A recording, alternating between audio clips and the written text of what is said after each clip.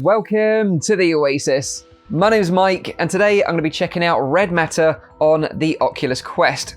Now, originally I played this game when it launched on Oculus Rift back in May last year, and I was a real big fan of the game because of its clever puzzle design, the unique method of interacting with the world using these awesome little robotic pincers, and the beautiful environments. I'm just so happy that the game is coming to the Quest, as it's definitely one of the best VR puzzle games I've played and was really a hidden gem on the Oculus Rift store.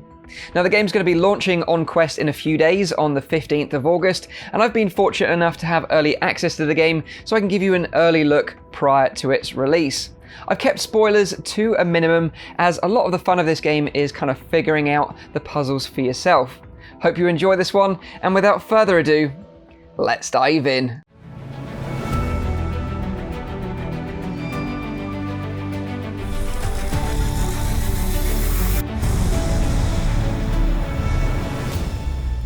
So here we are at the beginning of the game. As you can see, our shuttle has just crash landed on this planet. Let's move a bit further out so I can show you some of the beautiful visuals of this game. And as you can see, I'm moving here and doing a little space hop. There's loads of different locomotion options. Like, for example, I can just pull the right grip button and just point the controller where I want to go, and that'll give me smooth locomotion. And you can adjust this in the menu to suit whatever playstyle you're most comfortable with. So if I do another little space hop here, it's like teleport. You use the right thumbstick, just let go where you want to go, and you can speed it up by pushing on the thumbstick so it's not so slow. Be careful, Agent. But look how beautiful this looks. It's so amazing what they were able to pull off on the Quest. It looks great. You might notice in the video that you've got the kind of hard edges of the foveated rendering. It is kind of noticeable when you move your eyes left and right to the sort of edges of the screen. But it's a very graphically intensive game, so I guess that is why you can see that. But if you're looking directly ahead, you don't really notice it at all. Let's go inside the building and I can show you some more about the hands and the other movement options. Translate text, but to analyze objects as well. So I've shown you the smooth locomotion and the jump. You can also do a short dash or teleport if you're moving somewhere very close to you. Now, these are one of the standout features of the game, and these are the pincers. As you can see here, if I'm pulling the trigger on both controllers, that activates the little pincer hand, and it just feels so natural because you're holding controllers in real life, so it just makes sense, and it just is an extension of you. On your left hand, you can choose the pincer, which is up on the thumbstick. Down is a little flashlight, which comes in handy later on when you want to see in dark areas. And then if I click on the right little bit here, that is your sort of menu and scanner, so you can scan items. So if we move over here, so I can scan this text and it's going to translate it for me. It says it's the airlock fuse box. This is also where your mission objectives are kept as well, so it's a super useful little tool. And then on the right thumbstick, it's just a case of snap rotation and your little pincers. That's what you've got. So let's have a look in here, and this is where this game really stands out, not only on the Quest but in VR in general. It's the interaction with the world around you. It feels very natural using this. I can show you some more examples of that later on.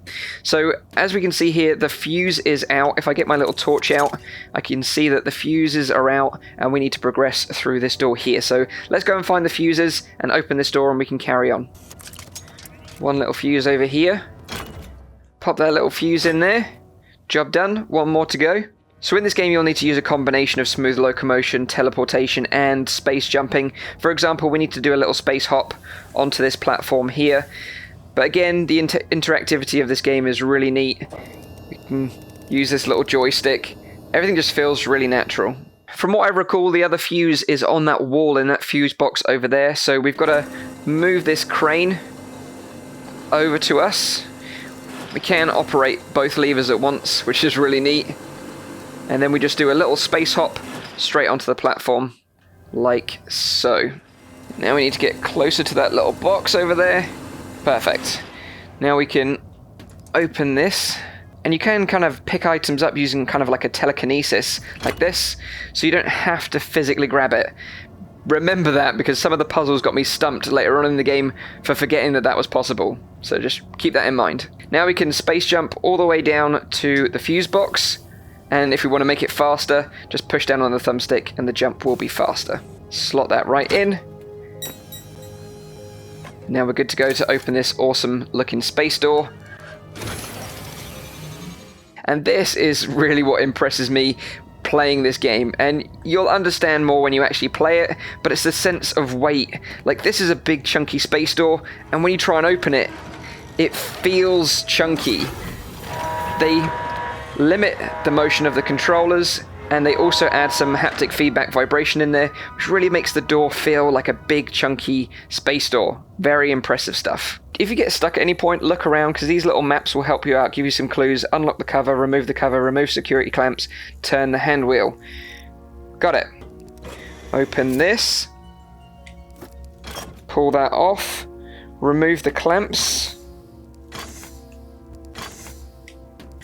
And then turn the wheel. And again, the sense of weight here is just so impressive. There we go. Now we're going to have to find a way into the underground complex. The information we're looking for should be there. Pretty much anything that's on the walls here you can scan and get more information. The attention to detail here is really great, and I think you really should spend time reading these to really understand the story here, because I remember on my first playthrough I kind of skipped through a lot of it and I didn't really understand the story in the end. The puzzles is what it's all about for me. The visuals look so great on the Quest. Very impressive what the developers were able to pull off with the lighting. You can see the reflections of the light on the ceiling, and the little sort of lights here you can see reflected on the wall as well. Very, very impressive. And again, if you look as we're going down on the lift, you can see the reflections in the glass there of the control panel and the little light down there. The power seems to have been cut, Agent. Okay, let's get our torch on. And this is where things in the game start getting a little bit creepy. It's not quite a horror game, it's just got a lot of creepy elements to it. Let's check our mission objective. Find the classified documents, turn the power on, find the power room, restart the reactor, access security. Got it. So this is the power station, we're heading in the right direction. You've really got to look around these areas, there's so much stuff going on. Okay, so we've got like a power module here. We've got this circuit board and this circuit board, which we're going to have to fix up. These fuse placements on the circuit board, and on the back are these symbols. So we kind of match those with the fuses. We've got a whole load of fuses over here. So let's find the right one. And of course, it's difficult because we don't have much light in here in the middle. So we can put this now in the circuit board tester. Components misaligned. Oh, they've got to be facing the right way as well, I remember now. Ah, test okay. So basically we just had to rotate that fuse, and now we're good to go. Ah, this is what I had to do first. Oh, wait. There was a clue here. Battery rack, protection relay, aux power, power factor. Battery, protection, aux, power. Oh, power. Okay, we got it. Battery, protection, aux, power. Yes! That's what we want. Okay, let's get the power on up in this place. Beautiful. Okay, so we've already did our circuit boards. We did them in the dark, which was pretty impressive. You could use that light there, which would make your life so much easier. Now we can power this on. Now it's time to go into the reactor itself. It's so cool. And now we need to space jump to the different platforms. And when you start looking down, you're jumping over this huge void, which is really neat. Hope you're not afraid of heights. And we've got some puzzles to solve to get the reactor up and running.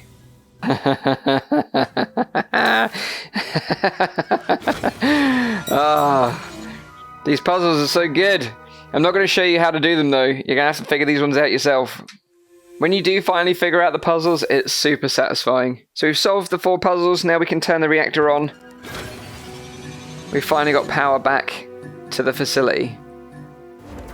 Awesome.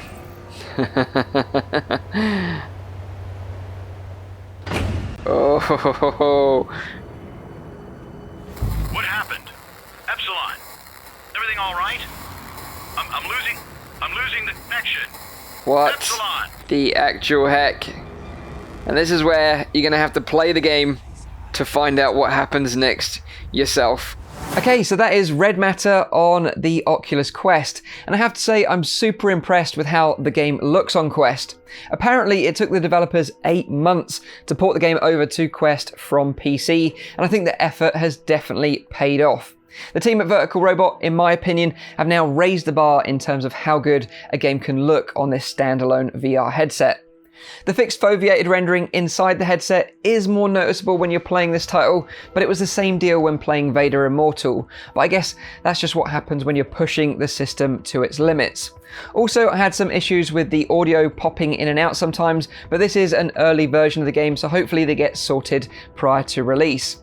In terms of gameplay, it's exactly the same game at heart, and it was great to go back and run through some of those early puzzles again.